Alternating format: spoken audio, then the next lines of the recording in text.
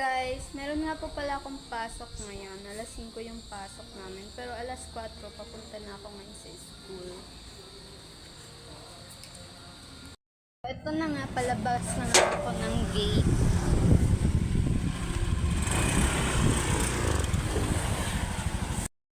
Nakamotor lang kami. Maaga nga po pala akong pumunta ng school kasi meron na naman si Sir Pak quiz. At dahil wala pa nga po pala kaming room, naghahanap pa kami kaya dito muna po kami sa canteen.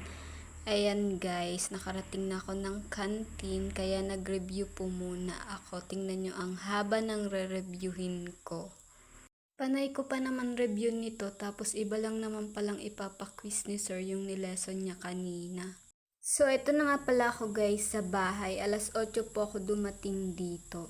Kaya ako naman po agad tinanggal yung ID ko at nagpalit na rin ako ng damit. Pumunta nga po pala ako dito sa lamesa dahil kakain na po ako. Yung ulam ko po for today is more on gulay, langka po tsaka ampalaya para naman may sustansya.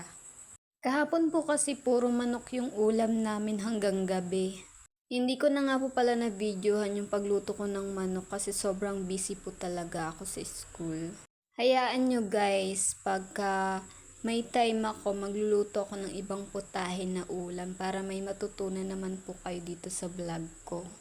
So yun lang guys, hanggang dito lang nga pala yung vlog ko. Thank you for watching. Bye bye!